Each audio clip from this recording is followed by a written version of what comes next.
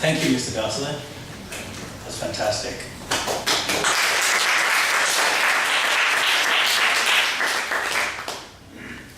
Ladies and gentlemen, we have a panel discussion coming up. Dr. Ron Daniel is going to be here. Is expected to be here any moment. I'd like to break it to you, unfortunately, that Doctors Without Borders are not going to be here today.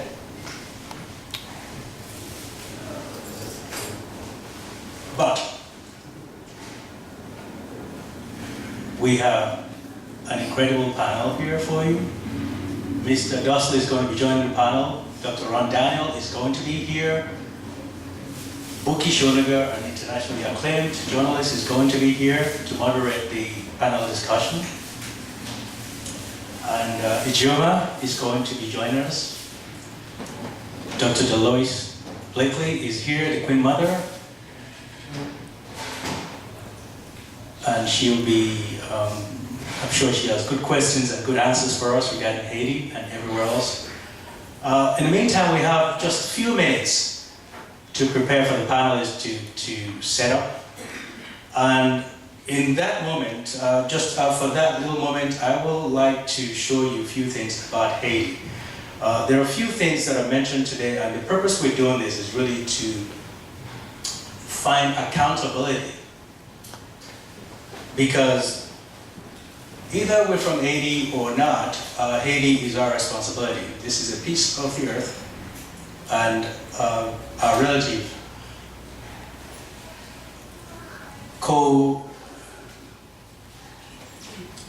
our relatives, the human relatives, the Asians, here. And as you've seen what James demonstrated, I think that just like we felt before, we know now how difficult the situation is.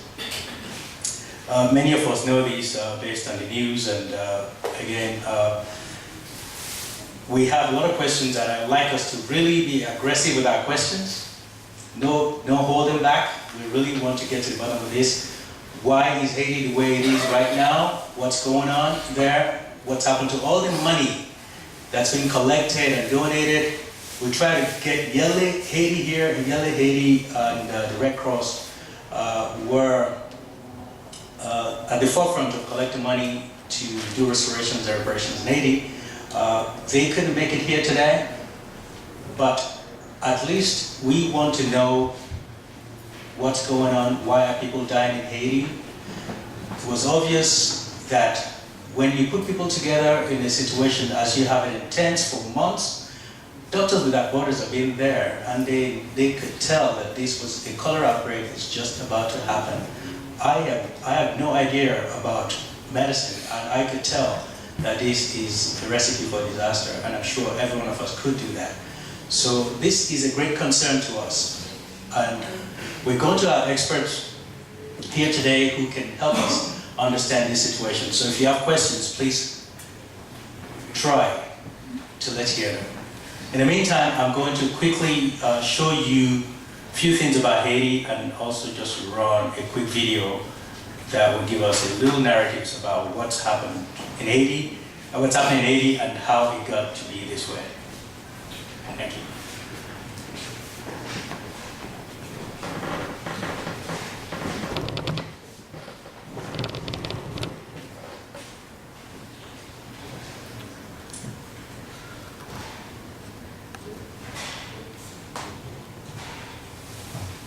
I'm going to go to africanviews.org.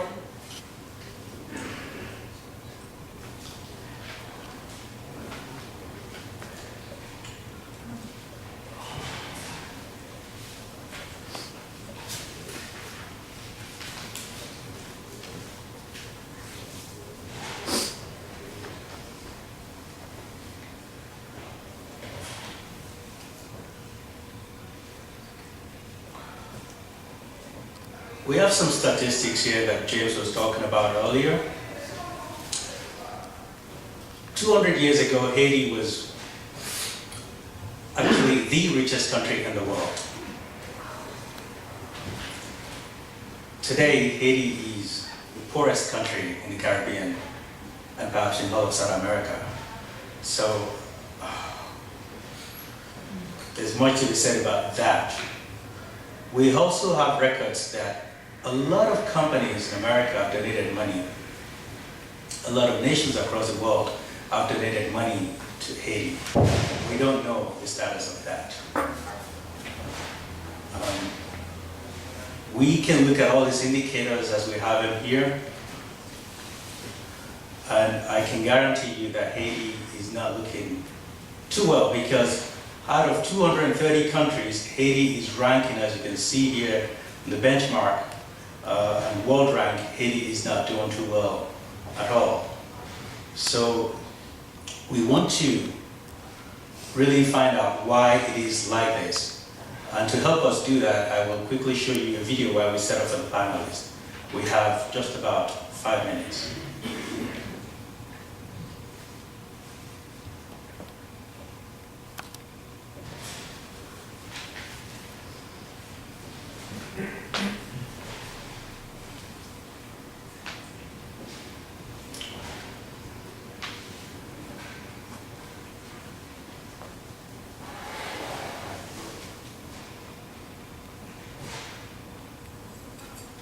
This is a brief history of Haiti, and I'm sure you'll be familiar with this story.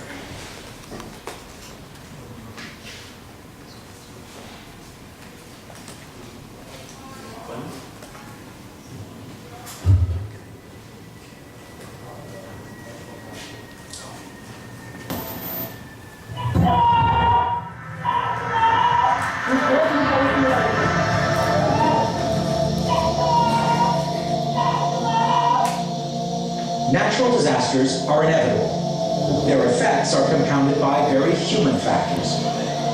Prior to the earthquake, Haiti's impoverished population was highly concentrated in urban slums. Dependent on imported food, local agriculture was in crisis. How did the country get that way? Answering the question is not a TV-friendly task. It encompasses a history of domestic and foreign policies, from trade to aid to war and dictatorship.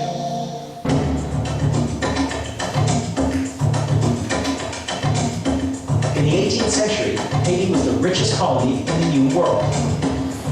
In 1804, legendary generals Toussaint Louverture and Jean-Jacques Dessalines led a slave revolt, and Haiti won independence from France. It became the world's first black republic. Haitian Revolution was at once anti-racist, anti-slavery, anti-colonialist, and anti-imperialist. They were opening up to the world freedom for everybody. The response from power came quickly. Under threat of invasion, Haiti agreed to pay France compensation for the loss of its property. That debt took 120 years to repay and launched a cycle of debt, dependence, and instability that continues to this day. That instability was on display in the streets of Haiti in April. The world's airwaves were flooded with pictures of riots. The global food crisis was claiming lives. It wasn't just hunger that fueled those riots.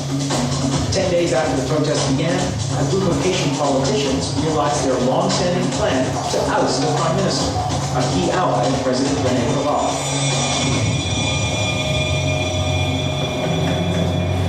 I think what happened in April was the exploitation of that situation by people who were well organized. The violence I saw, at least the result of,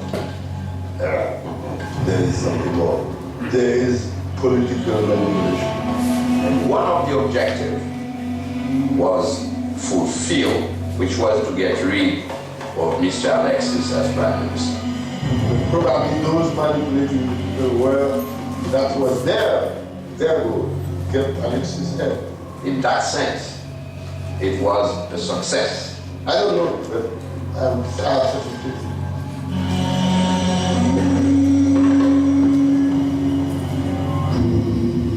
So who did it? Who organized it? Who benefits from that? The politicians, the senators, who more than anything resented the fact that Mr. Alexis looked like a potential candidate to be president in 2011. In Haiti, the stories of politics, rice, and the United States are deeply interwoven. In 1990, Jean-Bertrand Aristide rode to victory on a wave of social movements, bringing an end to decades of dictatorship and bringing hope to Haiti's impoverished majority. But the elites who had run Haiti for so long did not go quietly. Aristide's government was toppled by a military coup just 7 months later. Violence engulfed the country as his supporters were killed in the thousands.